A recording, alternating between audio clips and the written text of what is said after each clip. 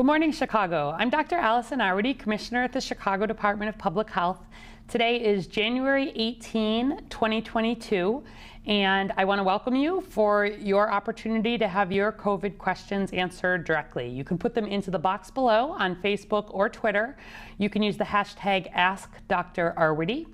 And as always, we will start by taking a look at our dashboard, chi.gov/COVID-.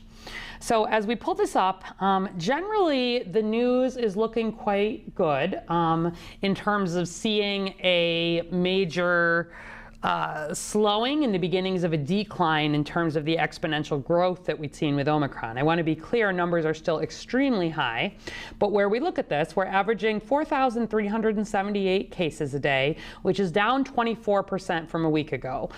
Good to see. And in that same context, remember, we always say we want to look at cases and positivity together. If you see those cases and positivity moving the same direction, you know it's a real change. So if you're seeing both cases and positivity go up, you know things are getting worse. If cases and positivity are both going down, you know things are getting better. And if they're going in opposite directions, you have to do a little more looking closely to see how changes in testing patterns may affect this. But we see here that positivity also is heading down, 17.4%, down from 19.2 a week ago. Hospitalizations, remember on the dashboard, this is new hospitalizations every day for Chicago residents. So we still have more than 200 Chicago residents every day getting hospitalized with COVID-19, the huge majority of them unvaccinated. We also have 20 Chicagoans dying each day of COVID. You can see both of those are up quite a bit. Those do tend to lag behind the cases, so not unexpected. Vaccinations are up, which is good to see. Testing has actually dropped off a little bit, and that also goes along with just fewer symptomatic people, but still at high levels. And I want to just remind you, if you want to look every day, for example, even over the long weekend, we were updating hospital capacity here. Do you see where I did that up at the top? And then you can click in and you can see what's happening here. And so where we look, see here, this is our non-ICU beds. So as opposed to the hospitalizations on the dashboard, which is the number of Chicagoans newly being hospitalized each day with COVID, this is how many people with COVID are in Chicago hospitals. So the census, they count on here whether they're hospitalized for 1 day or 5 days or 10 days, how many are in the hospital. And so we have had, you know, the highest number of people in our hospital beds here in Chicago with COVID that we have at any point. But you can see, just starting to see also a little bit of a turn there, and 18% of non-ICU beds available. And then here, also see this, little bit of flattening, really good to see, and 16% of our ICU beds available. Similarly, ventilators here, you can see here some slowing. So across a lot of our different indicators, we're seeing good signs of progress. Let me pull up some data to help answer some of the specific questions that we have had already coming in. So first of all, how is the world doing? So the world is doing quite well in terms of vaccination. Look at this, 9.7 billion vaccine doses administered, getting close to 10 billion. And 61% of the population is now vaccinated, which is really good progress. And we have had 330 million cases and 5.5 million deaths reported, likely more than that in some of the countries that may not have as strong testing, surveillance, and reporting, but the U.S. remains in that dark purple, which is the highest in terms of the average daily of cases in the past week. And when we zoom in on the U.S., you know, the whole country remains very much in this surge. The U.S. is averaging 238 cases per 100,000 people per day. And remember where we want to be on this? 15. So this is a real surge. This is what Omicron has brought with how much more infectious it is. But the good news is, as we've shared, a lot of these folks are where we are seeing cases in people who are vaccinated and boosted, the vaccines continue to protect really well against severe outcomes, and they continue to help even against infection. So you can see Illinois is now just a little bit under the national average, which is good, and then Chicago is quite a bit under and been holding there. So I'm a little worried that all around us there continues to be a lot of surging. So some of the counties right near us, some of the states right near us, not yet shown signs of starting to be past that peak. And our hospitals, of course, are the referral center for much of the region. But still, some tentative good news there. When we look at New York City, we see a similar decrease in COVID cases being reported. I was on a call on Friday with the New York City commissioner and really going through, and a number of folks from other big cities across the country, comparing notes, really looking to see which indicators were leading here. I showed you last week, for example, our emergency department numbers are way down in terms of diagnoses there, and that seems to be quite consistent in some of the places that have started to see some flattening. So certainly some signs of hope, but the country overall, not yet there. And where we look at Omicron, for the Midwest region, we're now estimating 97% of what we're seeing is Omicron. And look at how fast that happened. Orange here, as a reminder, is Delta. Purple is Omicron, and then other is that dark blue up at the top. And you can see as recently as that very first week in December, when the first Omicron cases were detected here, just over the next 4 to 5 weeks, we got to a point where almost everything we're seeing is Omicron. And that's very similar to what was seen in South Africa. And it's why so many people have had COVID in recent days. So what's different with Omicron, where we look at the Chicago picture, is this dramatic increase in less severe cases. So what this is a comparison to last winter's peak. Last winter was when we had the surge, just as vaccines were starting to come in, but most people had not had access to them. And we have seen more than twice as many, 223% as many cases.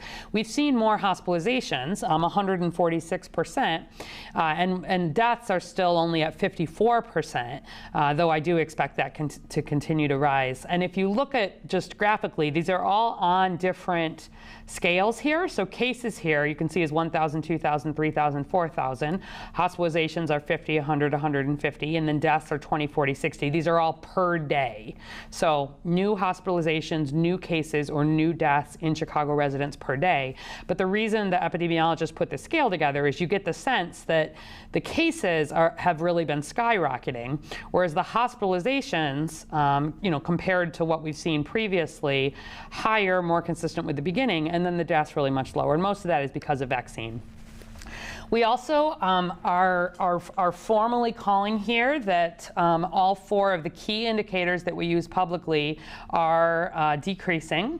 Again, the cases, the test positivity, and the non-ICU beds are all very much in that very high transmission rate and risk factor, and the ICU beds are at the high transmission, but they are gently decreasing, and that is really good news. I don't want people to think that decreasing numbers here means that the Omicron surge is over. It is very much not over. There are a lot of people right now, every day still, getting diagnosed with COVID, and a lot of people being admitted, more than 200 every day, to the hospital, again, mostly unvaccinated.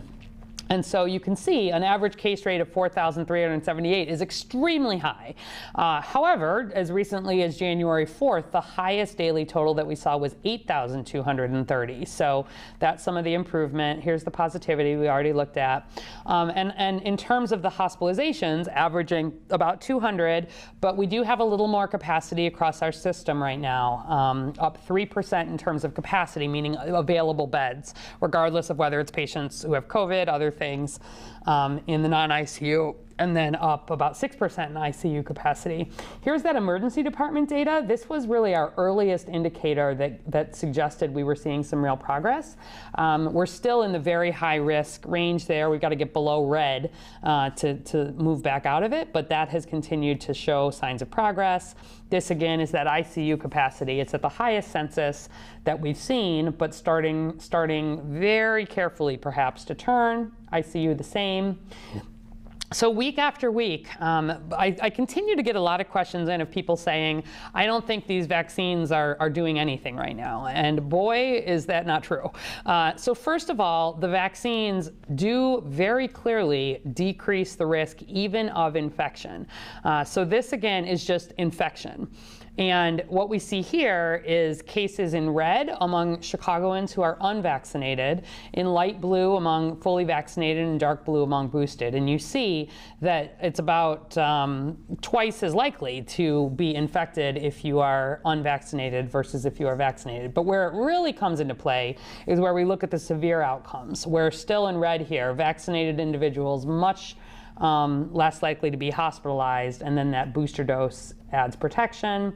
Unvaccinated, I mean, look at this. That increase in 20 a day there is almost all red, Chicagoans who are unvaccinated, and that's been true regardless of age group. It's true for young people, it's true for older people, and we've shared some of the details previously, and there's more online, but luckily these vaccines continue to do a really good job of helping keep people from out of the hospital, help keep them from dying. Although, in a surge, we certainly have concerns about everybody. It's those unvaccinated folks I worry about the very most. COVID hospitalizations remain low among children 0 to 17. You can see at the bottom there, it's that dark blue line. And where we have seen child COVID hospitalizations, overwhelmingly in unvaccinated kids. And so for me, that's a combination of really hoping we get a vaccine soon for the 0 to 4-year-olds, and then encouraging, or probably not the 0 to 4, but the kids under 4. But then also for the older kids, the 5 to 11 and the 12 to 17, making sure now is a good time. We're seeing nice increases in vaccination rates. We're up to more than 78% of all eligible Chicagoans have gotten at least a first dose. We've crossed the 40% mark for the 5 to 11-year-olds. Seeing a lot of good uptake there. That is well ahead of the national average. You can see the difference here. I still remain very worried about those people in their 70s and 80s. See this here? If you look on the left, that's people who have had their first dose. People in their 50s are the most likely to be vaccinated here in Chicago. And then it falls off a little bit for people in their 60s, falls further for people in their 70s, falls further for people in their 80s. And that is different. Nationally, the older somebody is, the more likely they are to be vaccinated. And so if you know anybody, especially who's older, I have the most concern there because that is still where we are lagging overall. Quickly on booster shots again, lots of questions because there were a lot of federal updates in the last week or so. So first of all, the interval between completing your mRNA primary vaccine series, so Pfizer or Moderna, and the booster was shortened from 6 months to 5 months. So if it has been 5 months since you've had Pfizer or Moderna, you are eligible for and should get a booster shot. The booster eligibility was also expanded, as you know, to children 12 to 15 years, and we saw a very nice uptake there. So the 5 months would also apply there. And then booster guidelines were strengthened to affirmatively recommend that children 12 to 17 should get a booster dose. It had previously said they may, but as more data has come and it's shown that it's been protective in that group, especially against the hospitalizations and the more severe outcomes, that recommendation has been given. Where we look at our booster doses, we've had more than 700,000 Chicagoans get a booster. This is just booster data, and you can see the colors show you the age groups. So we haven't seen a lot of children yet get a booster, but we saw pretty good uptake among, in red there, our 18 to 49-year-old, blue 50 to 64, and then the yellow 65 plus. In the same way, anybody who's older, I especially want them to get a booster. Continue to get some questions about KN95 masks. I want to just let you know, first of all, that the city, we distributed, goodness, I think 1.5 million out to community organizations. They went to all the aldermen. We gave an initial supply to CPS, and then they have continued to purchase them, and those have been coming in, so they have plenty available there. And people keep asking about the ability to reuse these. So in community settings, you can reuse them. to a point. In clinical settings like hospitals, you should really only be using KN95 masks or surgical masks for single use. So most important is that it's well fitted to your face. Secondly, you should always be washing your hands or using hand sanitizer before putting on or taking off any mask. Don't wash the KN95s. Keep it clean, put it in a dry paper bag, and that actually is the recommendation for being able to reuse it. But you do need to discard this mask if it's dirty, if it's damaged, if it's stretched out, if it's no longer covering your nose or mouth, or it can't stay on your face or is hard to breathe through. These are widely available, by the way, and if folks have other questions, we'll take those. Our family COVID vaccine clinics continue. So this Saturday and Sunday will be at Daly and Wright from 9 to 2. And I encourage you to go to chi.gov/COVIDvax to sign up or give us a call. We've got Pfizer vaccines for kids, for adults. We've got boosters. So if you like the larger sort of mass vaccination clinics at city colleges, this is a good opportunity for you. And then importantly, as you know, it's been a real challenge to get these at-home rapid COVID-19 tests, the antigen tests. And even CDPH, when we were ordering them, our supply just dried up because the federal government was pretty much getting the supply for the country to make sure that it could be allocated in a way that made sure highest risk settings could get it, but also that it was more available for Americans. And so starting tomorrow, any of you will be able to order a test online. You can go to covidtests.gov. These are limited for the first 500 million to 4 tests for each residential address. They're saying that the tests will probably ship out within 7 to 12 days of ordering. So they're partnering with the Postal Service. It's not like you'll order it and it'll be there tomorrow, but I would encourage folks to go on and order it. And then, I've always all along here tried to stay a little bit ahead. I order, I've been buying these all along. And then the idea is they've committed, they're buying, I think, billions more. So this is meant to be a continual replenishment and the ability for people to be able to get these. Separately, the health department, of course, has been working to make sure that federally qualified health centers have these so that where they're needed for clinical use, those have come from the federal government into that setting. CPS and some other schools have worked to make these available to staff. I know, for example, I believe all staff that wanted one were able to sort of have one to take home this last weekend, so you've got one pre-positioned. And then we've been making sure nursing homes, shelters, other high-risk settings are also able to access this. But these are the general public. So the administration also is taking some steps to ensure that this program reaches the hardest hit and highest risk communities. They are prioritizing orders to households that have high social vulnerability and communities that have a lot of cases and deaths. There's a free call line, and then there's going to be work with national and local organizations for navigators, raising awareness, helping people submit requests, et cetera. So I'm probably not going to order those right away because I still have some that I've purchased myself, even online through Amazon, et cetera. And just in case folks missed this update, those are your health insurance company now has to reimburse those. All along, you've been able to use your health savings account. So for people who have resources, increasingly these will be more available. And I think it's very good news that this is being more centralized and made more available. These are free. You don't have to pay through covidtest.gov, including for the shipping.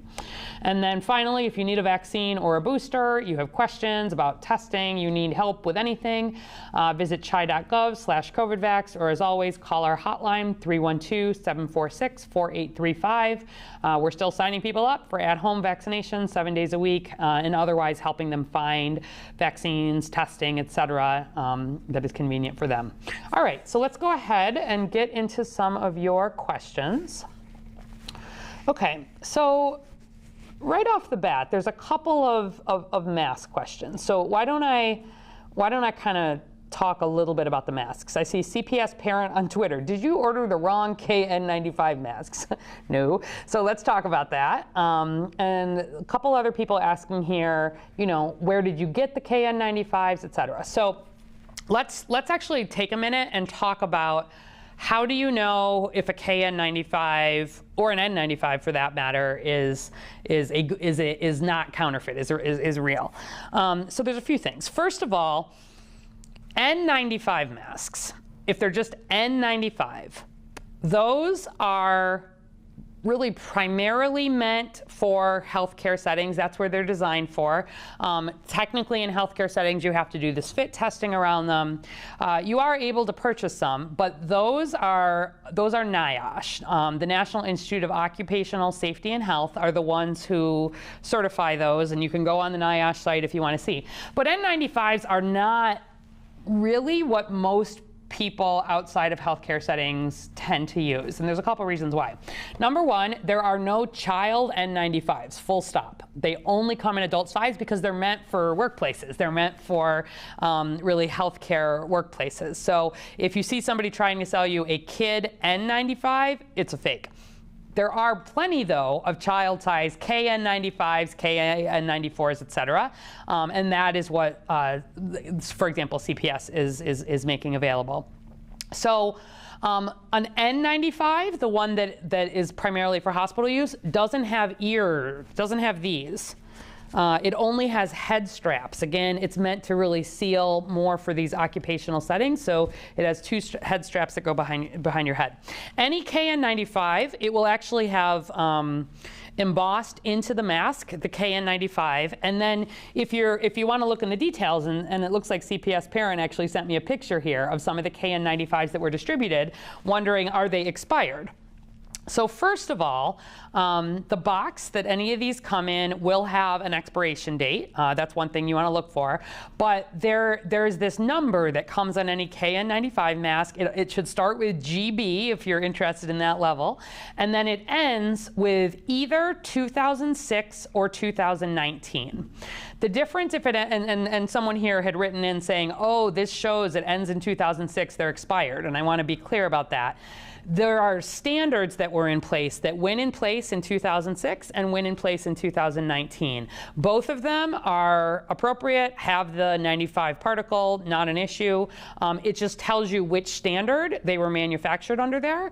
And as long as they are not expired, which certainly the ones that CDPH distributed are not expired, that's one thing that you can look for. So the most important thing, you want to order from a reputable distributor.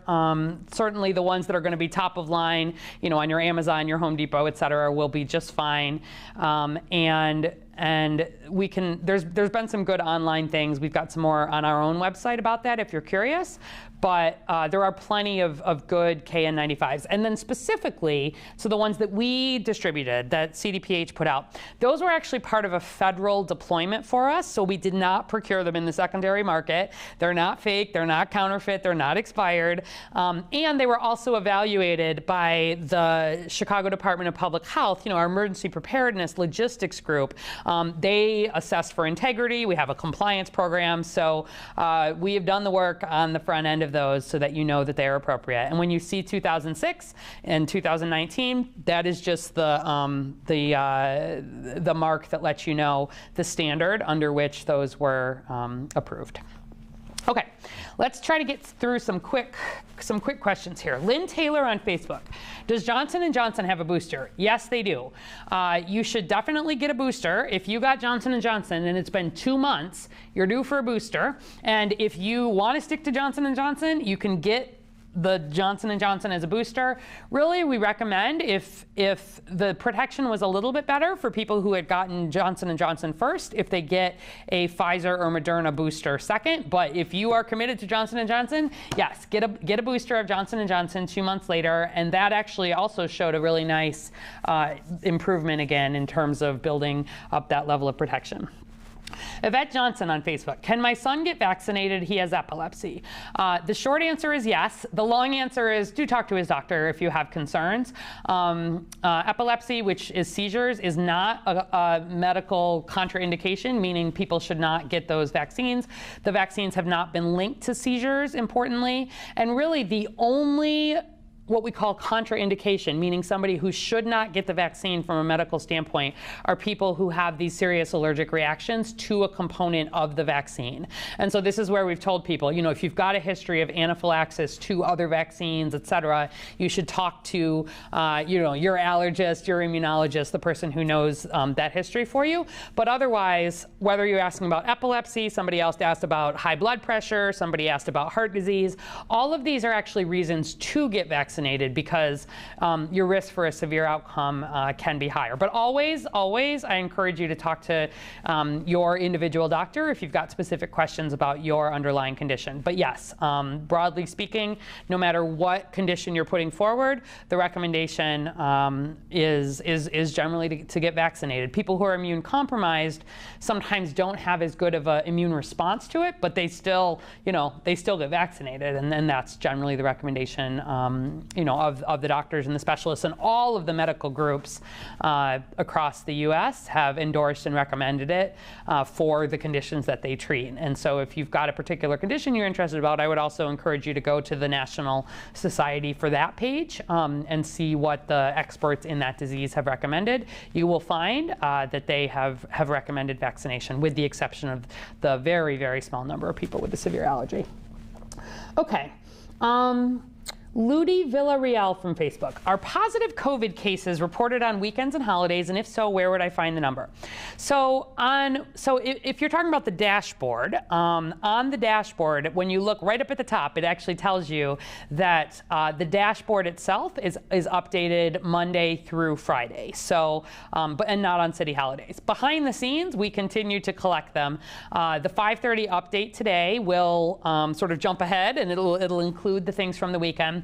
But the things that are very acute that we're keeping a really close eye, like where I showed you that hospitalization data, that gets updated every single day, every single weekend, every single holiday. So the update at 5:30 today will encompass more of the details of the cases from the weekend. And a related question here is about why do the numbers sometimes change for older dates? So it's because we actually count every case on the day that that test was taken. Does that make sense? So the state, you know, every day is putting out, there were 5,000, you know, 12,000, 20,000, you know, new cases, et cetera. But then at the local level, and really when you're wanting to follow what's happening with the disease, you go back and you make sure that that case is recorded on the day the test was taken. Because if it is taking longer for that test to come back, 5, 6, 7 days, it's not that that person tested positive on that day. So always in epidemiology, you put the test results or the hospitalization reports or the death reports on the day that the event occurred. And that's why you'll see sometimes some change, because the entire database, all of it, every bit of it, gets updated every single weekday. Diane Eberl from Facebook. Do I recommend 98-year-old to get the booster? Yes. Yes, yes, yes, yes, yes. 100 times yes. James Russell on Facebook. Is it wise to have 2,000 law students, some traveling from outside the state, come to Chicago to take the bar exam in an auditorium, you know, for a couple of days straight?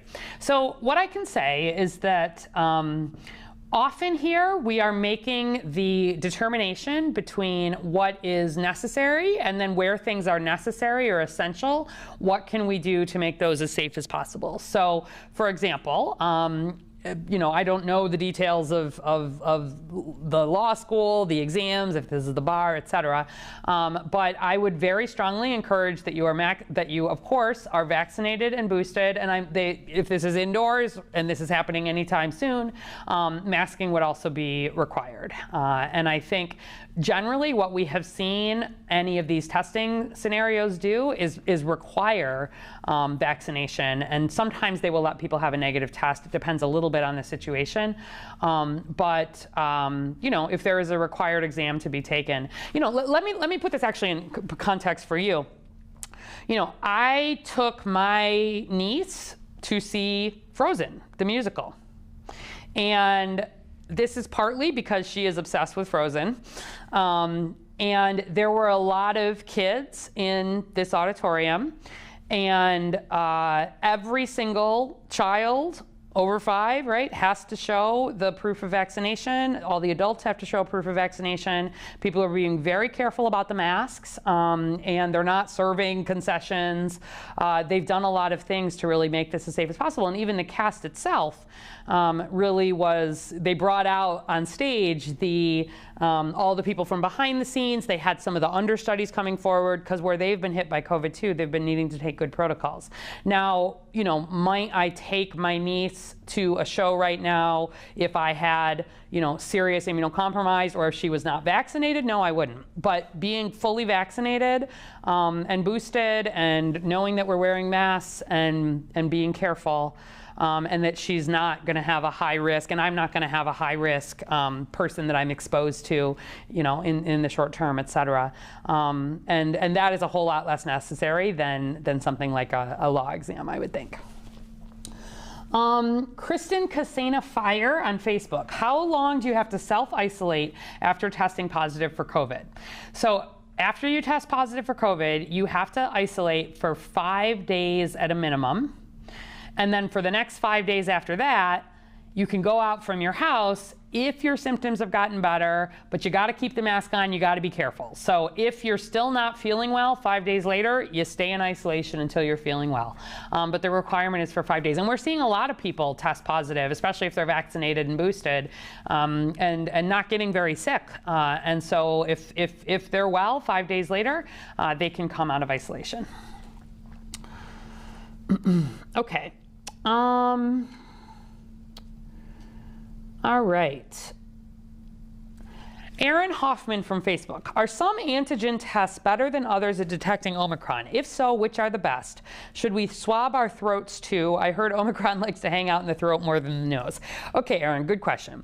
All of the antigen tests, especially when we have a high level of COVID like we do right now, have what's called a high positive predictive value, meaning they are all, you know, FDA authorized, and they are all a good test. I'll tell you, I personally have probably used 6 or 7 different manufacturers just because I order them, you know, myself online, et cetera. They will all have slightly different, you know, you got to get out the directions and make sure that you're following them. But I do not have concerns, particularly where cases are high right now. Any positive is a positive. You should not swab your throat. We actually talked about this a little bit on Thursday. None of those tests are authorized for throat swabbing. And even, I know the study that you're referring to, there was a study that suggested Delta, perhaps it was a little more concentrated in the nose as opposed to the throat, which is why, you know, there was a theory that this is why perhaps nasal swabs detected a little better than oral swabs. There's similarly in the lab, there's some theory that perhaps in the throat there's more, but even the people who did that study say you should not use the FDA-approved antigen tests that have the nasal swabs to try to swab your nose. So, I mean, to try to swab your throat. So stick to the nose, follow the directions, and I think any of the antigen tests that are FDA authorized, of which there are many, they've all gone through the rigorous testing, and I would not recommend any one over the other. Do take a look and make sure it's not expired. That would be the only thing. So as long as it's not expired, you're good to go. Sam Padron on Facebook. Interesting question. What happened to Delta? Will it completely disappear? So Delta at this point has been what we call outcompeted by Omicron, meaning that because Omicron is so much more infectious, so much more contagious, that it has had the opportunity to spread very, very quickly. And we see it sort of replace Delta, because what happens is it's just like evolution, just all sped up when you're talking about microbes. So when there is anything in evolution that makes a human, an animal, gives them some kind of survival benefit, right? Their brains get bigger, their eyes get bigger, their feet get faster, they fly better. You know, over generations and generations and generations, you will see those changes kind of outcompete the other ones. That's how evolution works over, you know, hundreds of thousands, millions of years. The thing is with microbes, with germs, their cycles are extremely fast. And so they are constantly replicating, and you have this generational thing that happens much, much faster than it would for a mammal.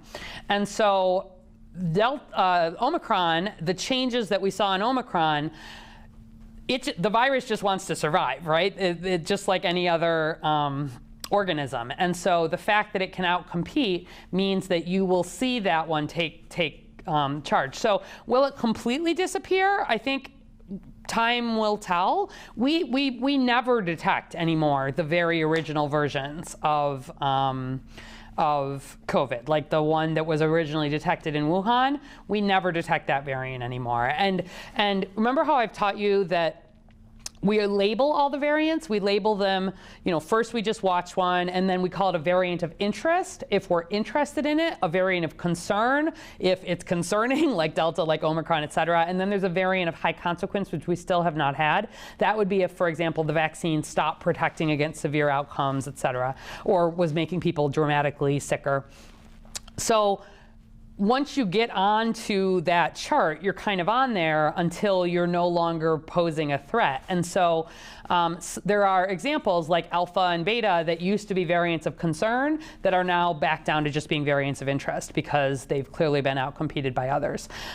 So my guess is it may disappear, but I also don't think we are likely done with variants, to be clear. And that's where some of the uncertainty comes here all along, that if the virus itself didn't change, we could do a pretty good job of, I think, predicting what would happen. As the virus continues to have opportunities to mutate and change, which especially it can do in parts of the world that are less vaccinated, or parts of the city that are less vaccinated, in turn, that gives it more opportunities to be able to evade, natural immunity, vaccine-induced immunity, and it just wants to have survival. So the next couple of months are going to be really interesting to see, do we just stay at Omicron? We stayed at Delta for months, if you recall. Almost everything we were seeing was Delta, and that's good news. You want it to be stable. So not that I like Omicron because it's infectious and it's done, it's done such a. It's put us in such a surge here, but it's not making people sicker, and the people who are vaccinated and boosted continue to be protected beautifully. So I would like to sort of see it stay all Omicron, frankly, as opposed to something else coming along soon. Alexandria Dion from Facebook. How many times could someone get Omicron, and how soon after you have it could you get it again? To be determined. We've definitely seen with Omicron that people who were depending on natural immunity or a long ago vaccine without a booster, more likely to have reinfection in the case of people who had had COVID before, and then breakthrough infections in terms of people who had been vaccinated earlier. So typically we have seen that for about 3 months or so after somebody has been infected with a particular strain of COVID, they are very unlikely to be infected again with that strain. I think we're still learning a little bit about that with Omicron, and because we saw that compared to all the ones that came before it, people who had had it in the past were 5 times as likely to get infected again.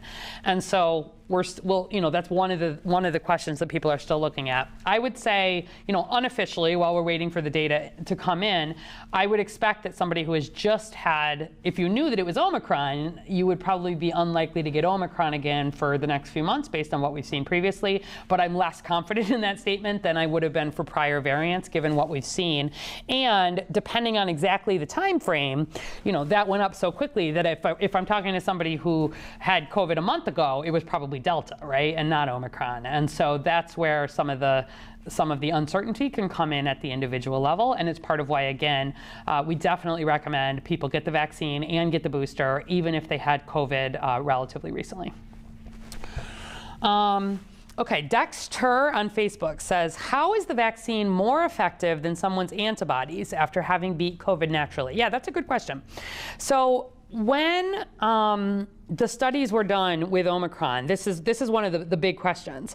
The hope was that people who had previously had antibodies after recovering, having beat COVID naturally, would have some level of good protection. But unfortunately, what we saw with Omicron is that natural protection was much lower than what we had seen in prior variants. Like I was saying, we used to, 3 months, if you had it for 3 months, basically, we were like, okay, you should be protected at least for that short term. But this one was moving so quickly that we saw almost no protection, honestly, like in comparison, if you actually looked at the differences.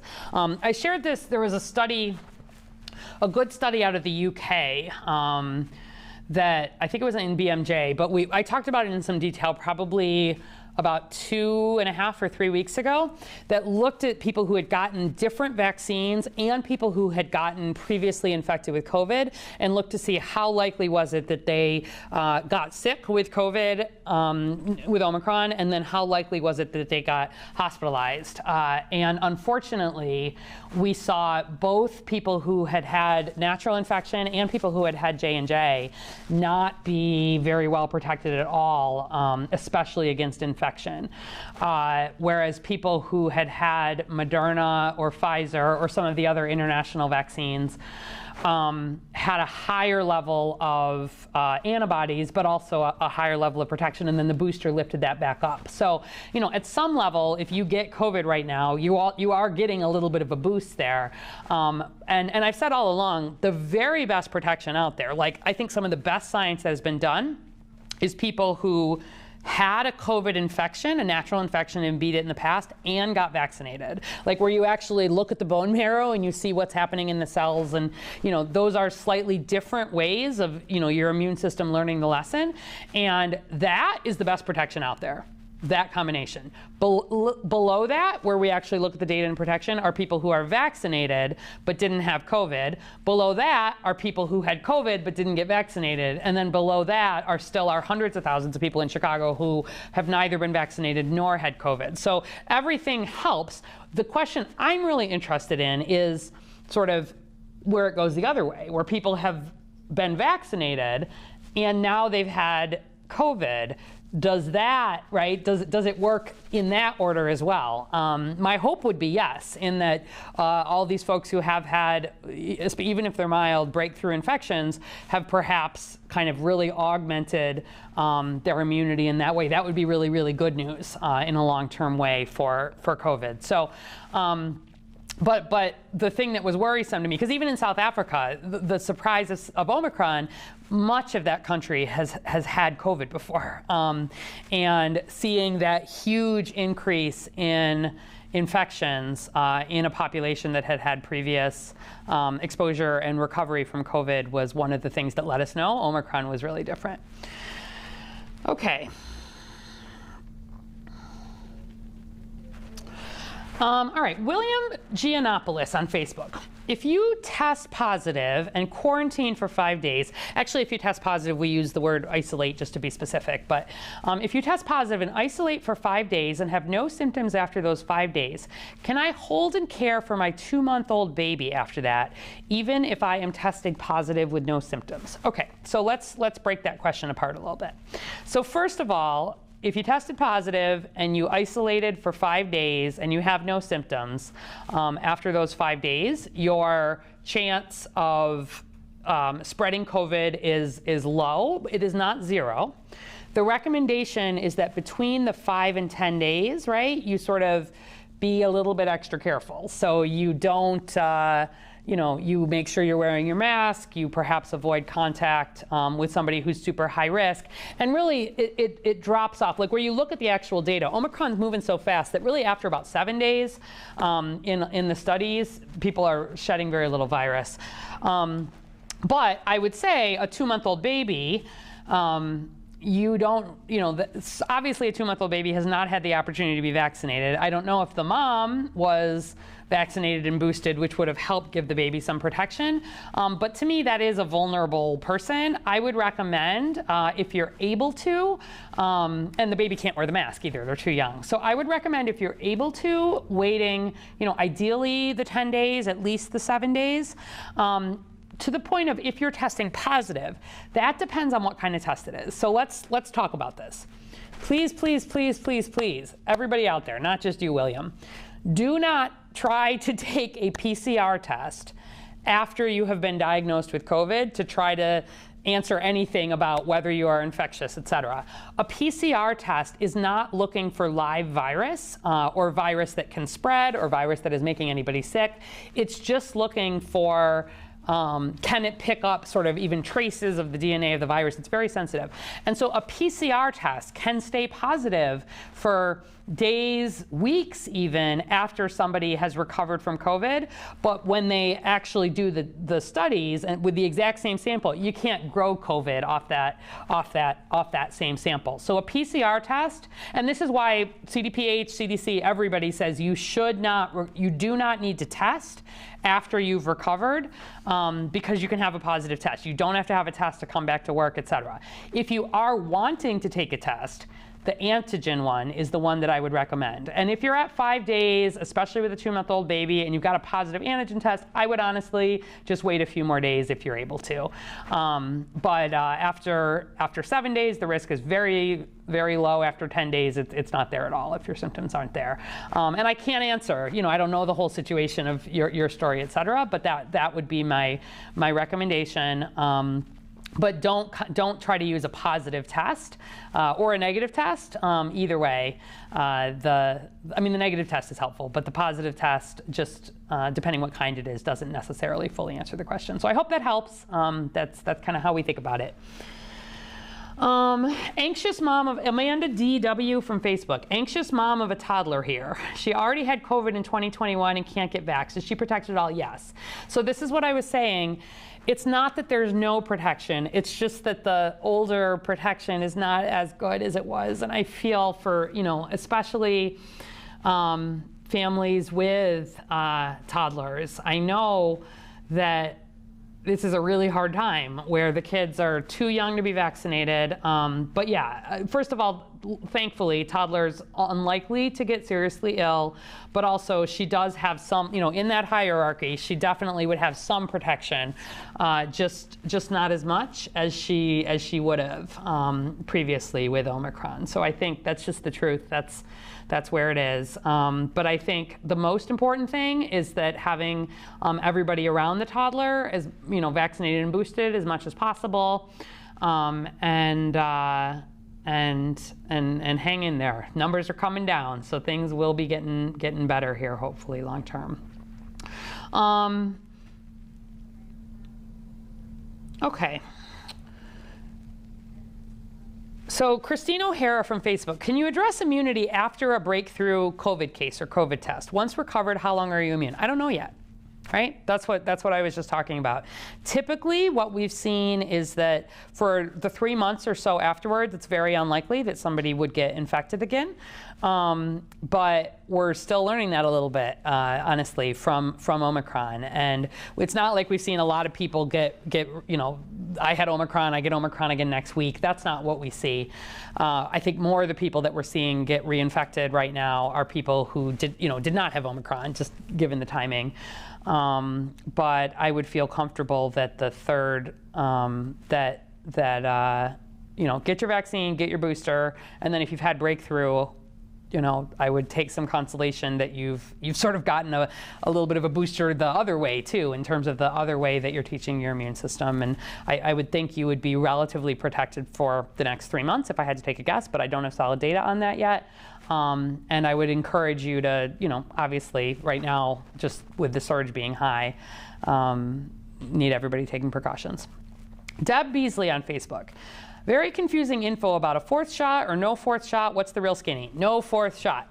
There is a very small number of people who have severe immunocompromising conditions, like they're on chemotherapy, they're on medications that are designed to suppress their immune system. Those people, in some cases, are recommended for additional boosters, et cetera, but that's just because they don't mount a response to the the traditional vaccine. For everybody, and that's a tiny number of people. Like, you will know if you are that person. You have an immunologist, you have a cancer doctor, you have a rheumatologist, and you should ask them if you have a question. But for everybody else, there is no fourth shot recommended. Full stop. I have not had a fourth shot. No, you should not need a full shot either, unless you're in that very unusual category, in which case talk to your doctor. Oh yeah, and we did talk about this back a week ago, actually, on January 11th, if you want to go back and see some more in detail about that. Okay.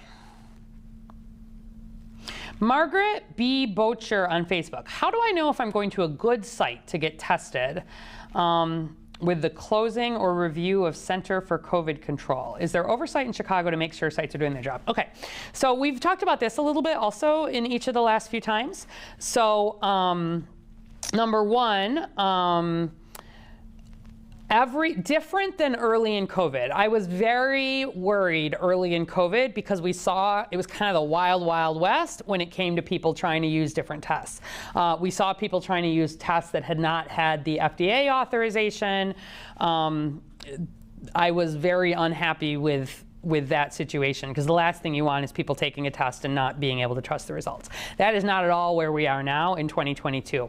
All of these sites, even the pop-up ones, even the ones in parking lots, et cetera, are using FDA authorized tests that are appropriate for those settings. So in many cases, what they are doing is the exact same test that you can do at home, if it's the antigen test, or they are collecting a sample that then goes to a specialized laboratory if they're doing PCR, et cetera. They're not running sophisticated lab work. They're not, these are not the sophistication level that is needed with this test, thank goodness, has come down to a point where people can now do them with, without a lot of very specific medical training. They can be self-collected. Obviously, you have to make sure there's quality controls in place. But we certainly, we've talked about this. The state regulates all of this, and there's some information on the website if you've got questions about a particular site. But I've not had concern about, are these sites doing accurate testing. I've had concern if some of them are trying to, bill in ways that are predatory and some of that.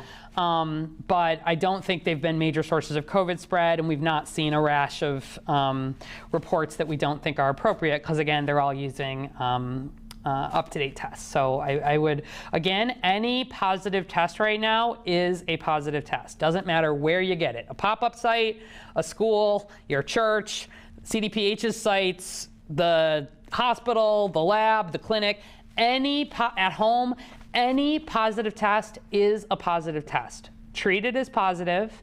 Chances are extremely high right now that it is in fact positive. Don't go out and try to take 5 more tests to try to see if you could get one that's negative and act on it. Treat it as positive, isolate for the 5 days, and then if you're feeling better after that, keep wearing a mask for 5 days after that. Andrea Dime from Twitter. Can you share a typical wait time for PCR test results? I'm on day 8 of waiting for results from IDPH. So this has been one of the biggest challenges, and this is why I'm really glad that some of this federal supply for the rapids are starting to move. We like to see PCR tests come back ideally within 2 or 3 days. Once they're 8 days out, they're not doing a lot of good for anybody, because I don't know your situation, but my hope is that if you had COVID symptoms, you've been isolating, and 8 days later, you either have been or you haven't been. And so a lot of the focus really with testing and what the health department does is think about, how do we make sure that we're not just swabbing a bunch of noses that then the turnaround time on is so slow that you can't get it in. So we've been doing a lot of behind the scenes work with different laboratories and different testing mechanisms, et cetera, to make sure that we're not seeing an 8-day turnaround. That's not helpful for anybody. It's not helpful for you. It's not helpful from a public health standpoint. And that's why, again, I'm really excited that as more and more of these rapids become available, I think increasingly that's what folks are going to be using. So I don't know about your specific test. I don't know about the site. But I think typically we track this, and Prior to the surge, we were seeing stuff come back 2 to 3 days. Right now, we're seeing stuff, depends a little on the site, but usually more in the 3 to 5 days range. But this is part of why I don't want people taking a lot of different tests. You can ask, actually, if you're going to a site to get tested, when do they expect to have the results back? They should be able to tell that to you. And if they're telling you it's going to be that long, that's nothing. And if it's specifically IDPH, most of their tests, we often will prioritize ones that are done through public health for the highest risk settings, honestly. So I don't know what setting you're in, but where we're testing in nursing homes, where we're testing in homeless shelters, like some of that, where we're testing people who are very high risk and you want to make sure they can quickly access treatment to help keep them out of the hospital, or you're investigating a big outbreak, those will sometimes get prioritized within the IDPH labs, for example. So that may have been part of it. But I'm sorry that's taking that long. That's really frustrating for everybody. Okay, Amanda, I see a follow-up from you here. Is CHI Public Health following the CDC's new 5-day guidelines for isolation and quarantine, or does the 10-day rule apply? Yes, we announced, I think, almost the next day that for the general public, Chicago Public Health is absolutely following the CDC's 5-day guidelines. That's why I've been telling everybody to isolate for those 5 days. But then the second 5 days, you still want to be careful. You want to wear the mask. You want to try to avoid people who are higher risk, et cetera. Now, there may be individual settings, employers or schools that may make a decision to be more conservative there, and they can. We make the recommendation to the city broadly, but for the general public, and we are supportive of settings that make that change. And that is all based on the data, really showing, again, Omicron just moves so much faster. Everything, the time from exposure to infection, the time from infection to recovery, the time to shedding. And a lot of that also is just because there's a lot more breakthroughs. So people are vaccinated and they're getting much more mild illness. And when somebody is vaccinated and boosted and they get a breakthrough case and they're feeling better 5 days later, like the chances that they're spreading COVID are extremely low. Okay. So there are a lot of questions, some more about isolation and quarantine. I think we'll come back and on Thursday, do a little bit more about isolation and quarantine. Maybe, though, I will just finish 2 things here. Connie Michelarius on Facebook, do you suggest an antibody test before getting vaccinated? Absolutely not. I have never had an antibody test. There is no need to get an antibody test. You should get vaccinated. Full stop. And then maybe Tina, Tina Stewart, I have been in quarantine 11 days with no symptoms. Do I need to get a test to come out of quarantine? I have taken 2 shots. No. You are all good, whether you mean isolation or quarantine. If you have no symptoms, and it's been, in your case, even more than the 10 days, you do not need a test. And in fact, we do not recommend a test to come out of quarantine. So I'm glad you've had your 2 shots. If it's been the amount of time that you should get a booster, I would recommend that you get a booster. But you can come out of quarantine, no test required. And in fact, no test, definitely a PCR, not recommended, and antigen not required. So. And then finally, Makita Alvarez on Facebook. After 10 days of isolation, if some symptoms continue, what should you do? So it depends a little bit what those symptoms are. If you look on the website, there's some more details around this. The most important one is if you've been having fever. We want your fever resolved. We want your fever better for at least 24 hours, not taking Tylenol or aspirin or anything else that can drop your, that can hide your fever. And I want to make sure, your breathing's good, you're feeling fine. Always, I would recommend calling your doctor, frankly, if you have symptoms that are going on longer than you would expect. Often we'll see people after that kind of 5-10 day period. Sometimes they'll have just a lingering, a little bit of a runny nose, a little bit of kind of a residual cough. You've had often a lot of irritation in the upper airway, but not levels of COVID that you're spreading or that you would be infectious around. So we say the 10 days, and I want you in for those 10 days. After that, please talk to your doctor, not knowing exactly what your symptoms are. But if they are mild and it's that sort of residual, keep your mask on, keep careful. But I would not be concerned about shedding or being able to transmit virus, particularly with an infection right now with Omicron. Okay, so we are at time. COVIDtest.gov, if you joined now, it is now live for ordering, actually. So you can go on, and again, they're going to prioritize. I think they're going to be looking at zip codes and seeing where's been hardest hit, but that is one additional new option that you can go on and start ordering. And again, I think it's going to be probably 7, 10, 12 days for them to start coming, but feel free to sign up. And in the meantime, get vaccinated. Give us a call if you know anybody who needs help with vaccines or boosters.